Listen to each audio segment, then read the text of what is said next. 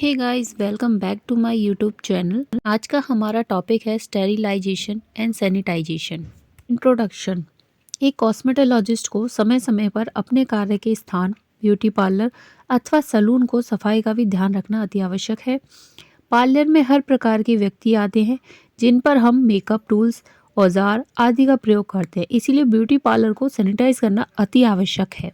इसके बाद उद्देश्य, किसी वस्तु के सभी प्रकार के जीवाणुओं को नष्ट करके रोग मुक्त बनाने के लिए इन प्रक्रियाओं को अपनाया जाता है।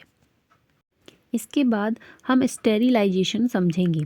यह वह प्रक्रिया है जिसके द्वारा सभी प्रकार के कीटाणुओं को मारा अर्थात समाप्त किया जाता है। सैनिटाइजेशन, यह एक ऐसी प्रक्रिया है जिसमें सूक्ष्म जीवों की संख्या को उस अवस्था तक कम किया जाता है जो कि एक सतह की सुरक्षा स्तर तक आती है।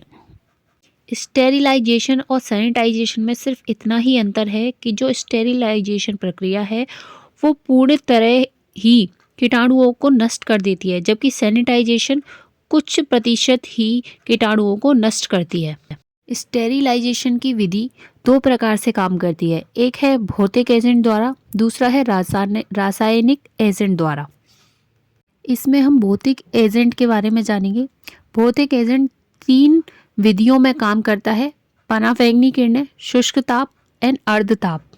परावैंगनी किरणों का उपयोग सूक्ष्म जीवों को मारने के लिए किया जाता है। इससे मेकअप टूल्स को कीटाणु रहित किया जाता है।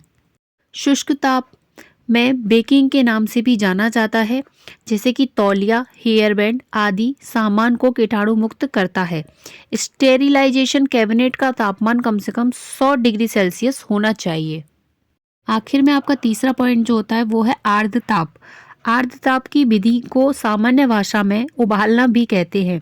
इस विधि में मेकअप औजारों को पानी के अंदर 100 डिग्री सेल्सियस पर 20 मिनट तक उबाला जाता है। वर्तमान में ऑटोक्लेव नाम का उपकरण काम में लिया जाता है। इसका मतलब ये है कि आप अपने सैलून में इन तीनों प्रक्रियाओं द्वारा ही अपने जो उपकरण हैं, जो टूल्स हैं, जो टॉवल्स हैं, उनको अलग अलग तरीके से कीटाणु मुक्त कर सकते हैं। इसके बाद हमारा दूसरा पॉइंट आता है रासायनिक एजेंट द्वारा। ये विधि भी 3 प्रकार से की जा सकती है। फर्स्ट है एल्कोहल, दूसरा ब्लीच एंड तीसरा है हाइड्रोजन पेरोक्साइड। एल्कोहल का उपयोग तेज धार वाले औजारों के लिए किया जाता है, जैसे कैंची। दूसरा है ब्लीच, ये स्टील से बने औजारों के लिए उपयोग में लाया जाता है। तीसरा और लास्ट है आपका हाइड्रोजन पेरोक्साइड H2O2। यह ऑक्सीजन एवं पानी में अपघटन करके कोई अवशेष नहीं छोड़ता है, यानी कि ये एक केमिकल है जिसके द्वारा आप किसी भी टूल्स को, आप अपने सैलून के टूल्स को कीटाणु रहित कर सकते हैं। स्टेरिलाइजेशन मशीन जो कुछ इस प्रकार की दिखती है, स्टेरिलाइजेशन मशीन कुछ इस टाइप की भी दिखती है, जिसे डॉक्टर इस्तेमाल में लाते हैं।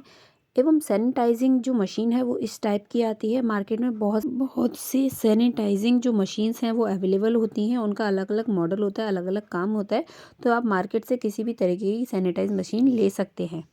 तो आज का ये टॉपिक हम यहीं पर समाप्त करते हैं। Thank you. आज के टॉपिक को आप अच्छी तरीके से पढ़ें। कल फिर से मिलते हैं इसी टॉपिक से रिलेटेड क्वेश्चन एंड आंसर के साथ।